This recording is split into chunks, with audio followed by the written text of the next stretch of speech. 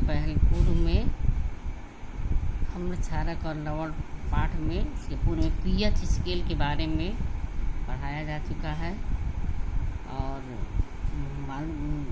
ये बताया जा चुका है कि अगर 7 से कम होता है तो वह विलयन अम्लीय होता है और 7 से अधिक होता है तो वह विलयन क्षारीय होता है और यदि 7 होता है तो इसका मतलब वह विलयन उदासीन होता है।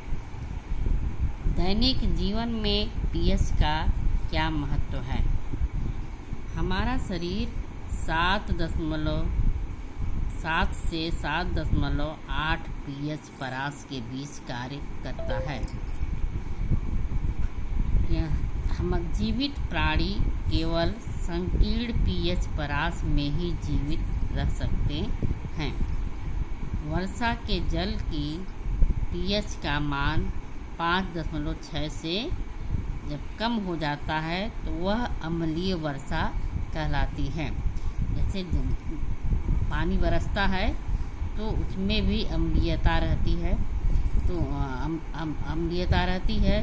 तो अगर उस अम्लीयता को किया जाए, उसका निकाला जाए, उस जल का अम्लीय मान निकाला जाए, तो अगर उस जल में अम्लीयता 5.6 से कम हो जाती है तो वह वर्षा अम्लीय वर्षा कहलाती है। अम्लीय वर्षा का जल जब नदी में प्रवाहित होता है तो नदी के जल का पीएच का मान कम हो जाता है। तो यही वर्षा जब जो अम्लीय हो जाती है, अम्लीय वर्षा अगर होती है और यह पानी जब नदियों में जाता है तो वहाँ के जल के पीएच का मान भी कम हो जाता है, यानी कि उसका मान जो है योग करने लायक, वह पानी योग इस्तेमाल करने लायक नहीं हो जाता, क्योंकि उसके जल के पीएच का मान कम हो जाता है जब अम्लीय वर्षा होती है। ऐसी नदी में तो जलीय जीवधारियों का जीवन कठिन हो जाता है। पाचन तंत्र का पीएच से हम भोजन करते हैं तो हमारे भोजन करने में भी पीएच का मान उसमें देखते हैं कि भोजन अम्लीय है या क्षारीय होता है। भोजन की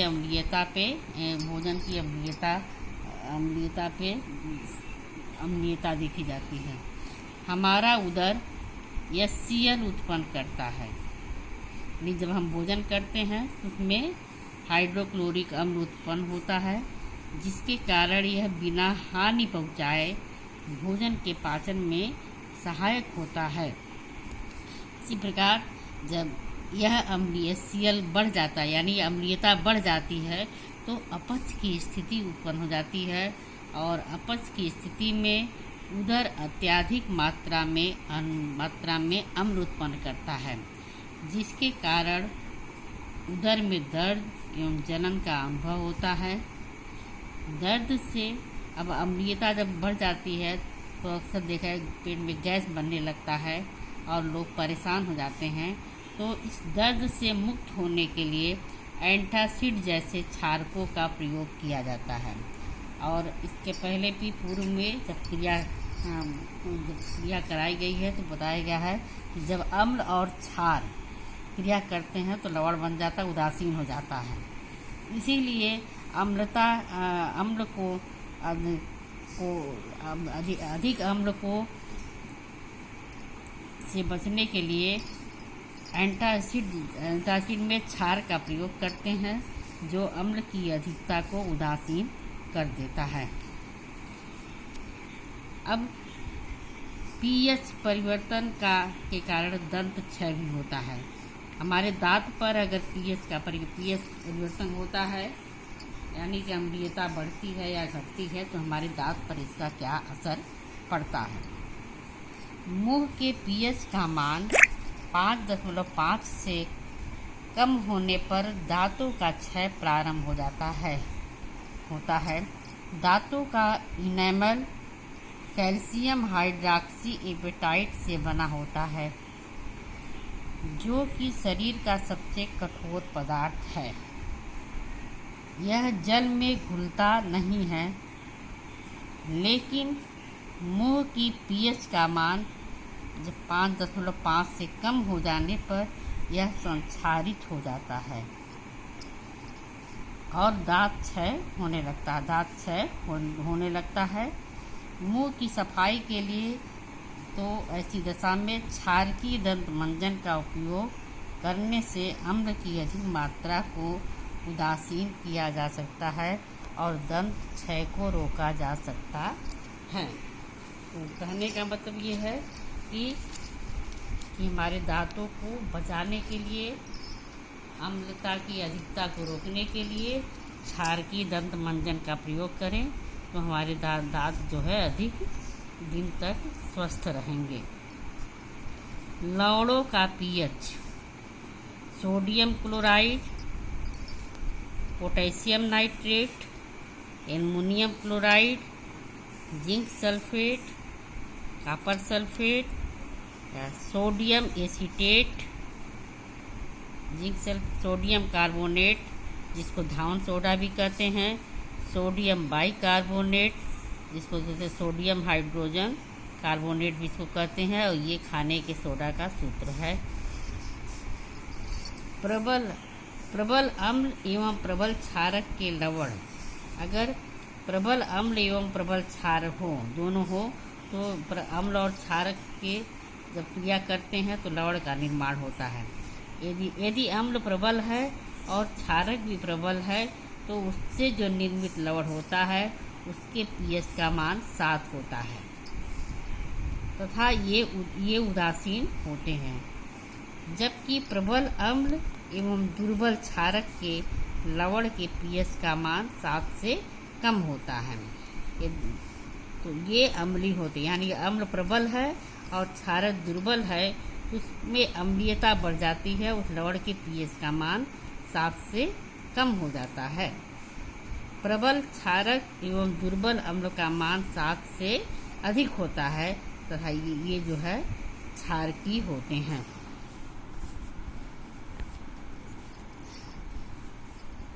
साधारण नमक से कैसे रसायन बनाते हैं, बहुत सारे साधारण नमक से रसायन कैसे बनाते हैं।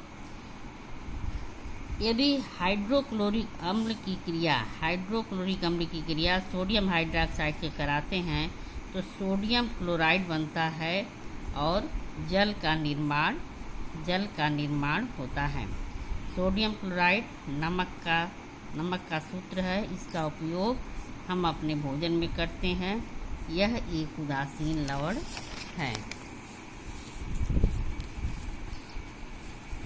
साधारण नमक के उपयोग: अब इस साधारण नमक से हम क्या क्या चीज़ बना सकते हैं उसके बारे में बताएंगे। ये सोडियम हाइड्रोक्साइड बनाने में, सोडियम हाइड्रोक्साइड NaOH एक क्षार है को बनाने में किया जाता है। सोडियम क्लोराइड प्लस H2O ये बनता है sodium hydroxide plus chlorine gas निकालती है और हाइड्रोजन गैस भी निकलती है। तो सोडियम क्लोराइड की क्रिया जब जल से कराते हैं तो सोडियम हाइड्रोक्साइड बनता है। तो ये जो है सोडियम हाइड्रोक्साइड बनता है जो कि प्रयोगशाला में रिएजेंट के रूप में काम में आता है और यह वियोजित होता है सोडियम हाइड्रोक्साइड उत्पन्न करता है। इस अभिक्रिया को क्लोर क्षार प्रक्रिया कहते हैं। विरंजक चूर्ण: जलीय सोडियम क्लोराइड के विद्युत अपघटन से क्लोरीन का निर्माण होता है। जब हम ये सोडियम क्लोराइड और जल की क्रिया कराते हैं तो क्लोरीन गैस बनती है। तो जलीय सोडियम क्लोराइड के विद्युत अपघटन से जो क्लोरीन का निर्माण होता है, इस क्लोरीन का उपयोग हम विरंजक चूर्ण के उत्पादन के लिए करते हैं। जैसे बुझा हुआ चूना CaOH बुझा हुआ चूना कहते हैं, प्लस Cl क्लोरीन गैस। यह क्लोरीन गैस जो सोडियम हाइड्रोक्साइड बनाने की क्रिया के उपरांत होता है, उसको उत्पादन के लिए उपयोग किया जाता है। ये जब आपस में क्रिया करते हैं तो कैल्शियम ऑक्सीक्लोराइड CaOCl2 जिसको कि विरंजक चूर्ण कहते हैं और जल बनता है। इसको कहते हैं कैल्शियम ऑक्सीक्लोराइड।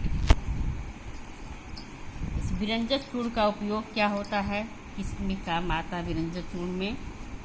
वस्त्र उद्योग में, सूती एवं लिनेन के विरंजन में विरंजक चूर्ण इसको कहते हैं। इसलिए इसको कि कपड़ों के रंग को रंगहीन करने में इनका प्रयोग किया जाता है। कागज़ की फैक्ट्री में तीसरा है उपचायक के रूप में। चौथा है पानी पीने वाले जल को जीवाणुओं से मुक्त करने के लिए विरंजक चूर्ण का प्रयोग किया जाता है।